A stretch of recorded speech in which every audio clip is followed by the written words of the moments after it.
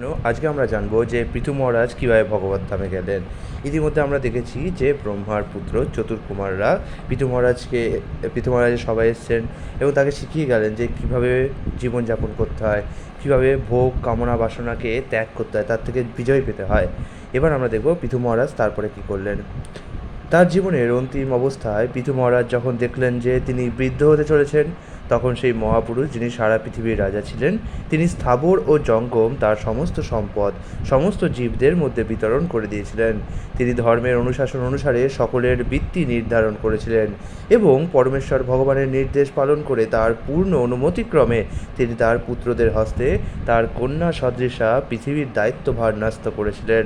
তারপর পৃথু মহারাজ তার বিরহে কাতর ও ক্রন্দনরত প্রজাদের ত্যাগ করে তপস্যা করার উদ্দেশ্যে তার পত্নীসহ একাকী বনে গমন করেছিলেন। গৃহস্থ আশ্রম থেকে এটা 1 2 3 ছিল, তার জন্য ভাবি। গৃহস্থ আশ্রম থেকে অবসর গ্রহণ করে পৃথু মহারাজ বানপ্রস্থ আশ্রমের নিয়মগুলি অত্যন্ত কঠোরতার সঙ্গে পালন করেছিলেন এবং বনে কঠোর তপস্যা করেছিলেন। পূর্বে তিনি রাজ্য শাসন কার্যে এবং পৃথিবী জয় করার ব্যাপারে যে ঐকান্তিকতা প্রদর্শন করেছিলেন, এই ব্যাপারেও তিনি সেই ঐকান্তিকতা সহকারে প্রবৃত্ত হয়েছিলেন। তপবনে পৃথু মহারাজ কখনো কন্দমূল ফল, কখনো শুষ্ক পত্র আহার, কখনো বা কেবল জলপান করে কয়েক পক্ষকাল অতিবাহিত করতেন। অবশেষে কেবল বায়ু ভক্ষণ করে তিনি জীবন ধারণ করেছিলেন। বানপ্রস্থ আশ্রমের নিয়ম এবং মহান ঋষি ও মুনিদের পদাঙ্ক অনুসরণ করে পৃথু মহারাজ গ্রীষ্মকালে পঞ্চাগ্নির তাপ সহ্য করেছিলেন। বর্ষাকালে অনাবৃত স্থানে থেকে বর্ষার ধারা সম্পাত সহ্য করেছিলেন এবং শীতকালে আকণ্ঠ জলমগ্ন থেকেছিলেন। তিনি ভূমিতেও শয়ন করতেন। পৃথু মহারাজ তার বাণী সংযত করে জিতেন্দ্রীয় ঊর্ধ্বরেতা ও জিতশ্বাস হয়ে শ্রীকৃষ্ণের সন্তুষ্টি বিধানের জন্যই কেবল এই সমস্ত কঠোর তপস্যা করেছিলেন। তাছাড়া তার আর অন্য কোনো উদ্দেশ্য ছিল না। এইভাবে কঠোর তপস্যা করার ফলে পৃথু মহারাজ ক্রমশ আধ্যাত্মিক জীবনে নিষ্ঠাপরায়ণ হয়েছিলেন এবং সকাম কর্মের সমস্ত বাসনা থেকে মুক্ত হয়েছিলেন। তার মন ও ইন্দ্রিয় সংযত করার জন্য তিনি প্রাণায়াম অভ্যাস করেছিলেন এবং তার ফলে তিনি সমস্ত সকাম কর্মের বাসনা থেকে সম্পূর্ণরূপে মুক্ত হয়েছিলেন। এইভাবে সনত কুমারের উপদেশ অনুসারে নরশ্রেষ্ঠ মহারাজ পৃথু পারমার্থিক উন্নতি সাধনের পন্থা অনুসরণ করেছিলেন, অর্থাৎ তিনি পরমেশ্বর ভগবান শ্রীকৃষ্ণের আরাধনা করেছিলেন। এইভাবে পৃথু মহারাজ দিনের মধ্যে 24 ঘন্টা কঠোর নিষ্ঠা সহকারে বিধিবিধান পালন করে পূর্ণরূপে ভগবত ভক্তিতে যুক্ত হয়েছিলেন। তার ফলে পরমেশ্বর ভগবান শ্রীকৃষ্ণের প্রতি তার প্রেমের উদয়ে তিনি অবিচলিত ভক্তি লাভ করেছিলেন। নিরন্তর ভগবত ভক্তি সম্পাদন করার ফলে পৃথু মহারাজের মন চিন্ময়ত্ব প্রাপ্ত হয়েছিল এবং তাই তিনি নিরন্তর ভগবানের চরণারবিন্দের চিন্তায় মগ্ন হতে পেরেছিলেন। তার ফলে তিনি সম্পূর্ণরূপে অনাসক্ত হয়েছিলেন এবং পূর্ণ জ্ঞান প্রাপ্ত হয়ে সমস্ত সংশয় থেকে মুক্ত হতে পেরেছিলেন। এইভাবে তিনি অহংকার ও জড়জাগতিক জীবনের ধারণা থেকে মুক্ত হয়েছিলেন। পৃথু মহারাজ যখন সম্পূর্ণরূপে দেহাত্মবুদ্ধি থেকে মুক্ত হয়েছিলেন, তখন তিনি উপলব্ধি করেছিলেন যে ভগবান শ্রীকৃষ্ণ সকলের হৃদয়ে পরমাত্মা রূপে বিরাজ করছেন। এইভাবে পরমাত্মার কাছ থেকে সমস্ত আদেশ লাভ করতে সমর্থ হয়ে তিনি যোগ ও জ্ঞানের জন্য অজ্ঞানের অন্য সমস্ত পন্থা পরিত্যাগ করেছিলেন। এমনকি জ্ঞান ও যোগের সিদ্ধিতেও তার কোনো রুচি ছিল না, কারণ তিনি পূর্ণরূপে উপলব্ধি করেছিলেন যে কৃষ্ণ ভক্তি হচ্ছে জীবনের চরম লক্ষ্য এবং যোগী ও জ্ঞানীরা যদি কৃষ্ণকথার প্রতি আকৃষ্ট না হয়, তাহলে সংসার সম্বন্ধে তাদের ভ্রম কখনো দূর হবে না। তারপর যখন পৃথু মহারাজের দেহত্যাগ করার সময় উপস্থিত হয়েছিল, তখন তিনি তার মনকে শ্রীকৃষ্ণের শ্রী পাদপদ্মে দৃঢ়ভাবে স্থির করেছিলেন এবং সম্পূর্ণরূপে ব্রহ্মভূত স্তরে স্থিত হয়ে তিনি তার দেহত্যাগ করেছিলেন। পৃথু মহারাজ এক বিশেষ যৌগিক আসনে বসে তার পায়ের গোড়ালির দ্বারা গুহ্যদ্বার রুদ্ধ করেছিলেন এবং প্রাণবায়ুকে ধীরে ধীরে ঊর্ধ্বে উত্তোলন করে প্রথমে নাভিদেশের চক্রে, তারপর হৃদদেশের চক্রে, তারপর কণ্ঠের চক্রে এবং অবশেষে ভ্রূযুগলের মধ্যবর্তী চক্রে উত্তোলন করেছিলেন। এইভাবে পৃথু মহারাজ ধীরে ধীরে তার প্রাণবায়ুকে ব্রহ্মরন্ধ্রে উত্তোলন করেছিলেন। তখন তার সমস্ত জড়বাসনা সমাপ্ত হয়েছিল। তারপর তিনি ধীরে ধীরে তার প্রাণবায়ুকে ব্রহ্মাণ্ডের সমগ্র বায়ুতে, তার দেহের কঠিন ভাগকে সমগ্র পৃথিবীতে এবং তার দেহের অগ্নিকে সমগ্র অগ্নিতে লীন করেছিলেন। এইভাবে পৃথু মহারাজ ইন্দ্রিয়ের ছিদ্রগুলিকে আকাশে, রক্ত আদি দেহের তরল অংশকে সমগ্র জলে লীন করেছিলেন। তারপর তিনি পৃথিবীকে জলে, জলকে অগ্নিতে, অগ্নিকে বায়ুকে এবং বায়ুকে আকাশে লয় করেছিলেন। তিনি স্থিতি অনুসারে মনকে ইন্দ্রিয়ে এবং ইন্দ্রিয়গুলিকে তাদের উৎপত্তিস্থল তন্মাত্রে যোজন করেছিলেন। তারপর তিনি তন্মাত্রকে অহংকারে এবং অহংকারকে মহত্তত্ত্বে যোজিত করেছিলেন। তারপর পৃথু মহারাজ জীবাত্মার সম্পূর্ণ উপাধি মায়ার পরম নিয়ন্তাকে অর্পণ করেছিলেন। যে উপাধির দ্বারা জীব বদ্ধ হয়, সেই সমস্ত উপাধি থেকে তিনি জ্ঞান, বৈরাগ্য ও ভক্তির আধ্যাত্মিক শক্তির দ্বারা মুক্ত হয়েছিলেন। এইভাবে তার কৃষ্ণ ভাবনাময় স্বরূপে অবস্থিত হয়ে তিনি ইন্দ্রিয়ের নিয়ন্তা বা প্রভুরূপ তার দেহ ত্যাগ করেছিলেন। পৃথু মহারাজের পত্নী মহারানী অর্চি ছিলেন অত্যন্ত কোমলাঙ্গী। তিনি তার পতির অনুগামিনী হয়ে বনে গমন করেছিলেন। যদিও তার বনে বাস করার প্রয়োজন ছিল না, তবুও তিনি স্বেচ্ছায় তার চরণ কমলের দ্বারা ভূমিস্পর্শ করেছিলেন। মহারানী অর্চি যদিও এই প্রকার কষ্টে অভ্যস্ত ছিলেন না, তবুও তিনি মহর্ষির মতো বনবাসী তার পতির অনুগমন করেছিলেন। তিনি ভূমিতে শয়ন করতেন এবং কেবল ফল, ফুল ও পাতা ভক্ষণ করতেন, এবং যেহেতু তিনি তাতে অভ্যস্ত ছিলেন না, তাই তিনি অত্যন্ত দুর্বল হয়ে পড়েছিলেন।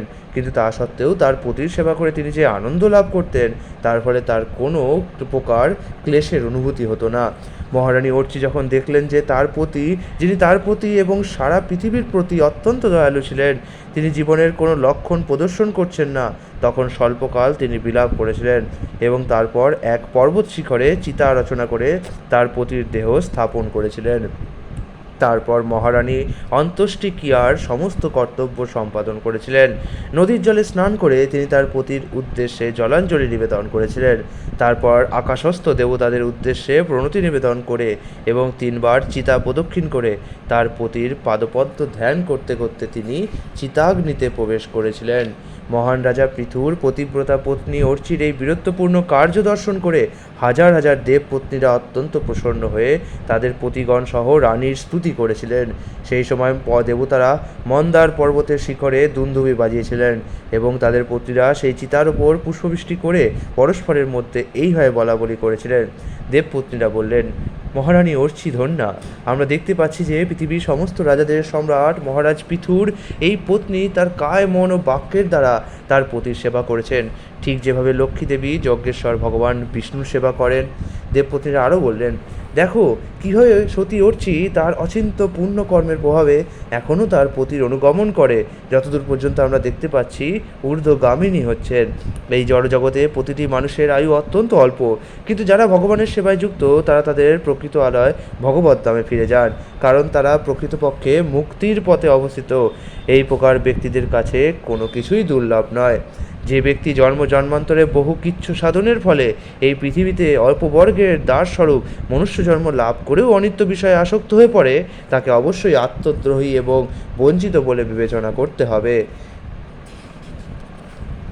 মহর্ষি মৈত্রেয় বললেন, হে বিদুর, স্বর্গের দেবতাদের পত্নীরা যখন নিজেদের মধ্যে এইভাবে বলা বলি করছিলেন, তখন মহারানী অর্চি সেই লোকে পৌঁছেছিলেন যে লোকটি স্বরূপসিদ্ধ ব্যক্তিদের মধ্যে শ্রেষ্ঠ, তার প্রতি পৃথু মহারাজ প্রাপ্ত হয়েছিলেন। মৈত্রেয় বললেন, ভক্তশ্রেষ্ঠ মহারাজ পৃথু ছিলেন অত্যন্ত শক্তিমান এবং তার চরিত্র ছিল উদার, চমৎকার ও মহৎ, তাই আমি তার কথা তোমার কাছে যথাসাধ্য বর্ণনা করলাম। যে ব্যক্তি পৃথু মহারাজের মহান চরিত্র শ্রদ্ধা ও মনোযোগ সহকারে পাঠ করেন অথবা শ্রবণ করেন অথবা অন্যদের তা শোনান, তিনি নিশ্চিতভাবে পৃথু মহারাজের লোক প্রাপ্ত হবেন, অর্থাৎ তিনিও ভগবদ্ধাম বৈকুণ্ঠ লোকে ফিরে যাবেন।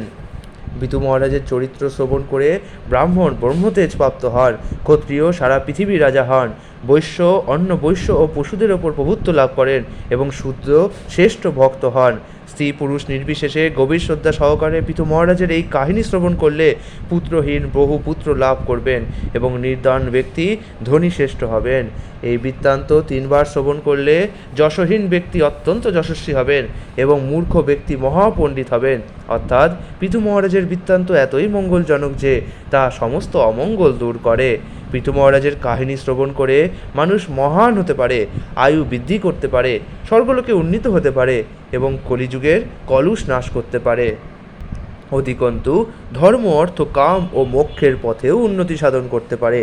অতএব এই সমস্ত বিষয়ে আগ্রহশীল জড় বিষয়াসক্ত মানুষদের উপদেশ দেওয়া হয়েছে যে তারা যেন পৃথু মহারাজের জীবন ও চরিত্র পাঠ করেন এবং শ্রবণ করেন।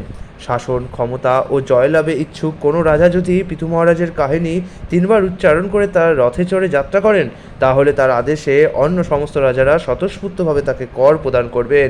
ঠিক যেভাবে তারা পিতু মহারাজকে তার আদেশ মাত্রই কর প্রদান করেছিলেন, শুদ্ধ ভক্ত ভগবত ভক্তির বিবিধ পন্থা পালন করে চিন্ময় পদে স্থিত হয়ে সম্পূর্ণরূপে কৃষ্ণ ভাবনাময়ে মগ্ন হতে পারেন। তবুও ভগবত ভক্তি সম্পাদন করার সময় পিতু মহারাজের জীবন ও চরিত্র সম্বন্ধে নিজে শ্রবণ করা, পাঠ করা এবং অন্যদের শ্রবণ করানো তার অবশ্য কর্তব্য। মহর্ষি মৈত্রেয় বললেন, হে বিদুর, আমি যথাসাধ্য পিতু মহারাজের চরিত্র কীর্তন করলাম, যা ভগবত ভক্তি বৃদ্ধি করে। যিনি এই সুযোগের সদ্ব্যবহার করবেন তিনিও পিতু মহারাজের মতো ভগবত ধামে ফিরে যাবেন। যিনি পিতু মহারাজের কার্যকলাপের বৃত্তান্ত নিয়মিতভাবে অত্যন্ত শ্রদ্ধাপূর্বক পাঠ করেন, কীর্তন করেন এবং বর্ণনা করেন, ভগবানের শ্রীপাদপদ্মের প্রতি তার অবিচলিত শ্রদ্ধা ও আকর্ষণ নিশ্চিতভাবে বর্ধিত হবে। ভগবানের শ্রীপাদপদ্ম সংসার সমুদ্র পার হওয়ার তরণী সদৃশ। ইতি শ্রীমদ্ভগবতের চতুর্থ স্কন্ধের পিতু মহারাজের ভগবত ধামে গমন নামক ত্রয়োবিংশতি অধ্যায়ের ভক্তিবেদান্ত অনুবাদ সম্পূর্ণ হলো। হরে কৃষ্ণ।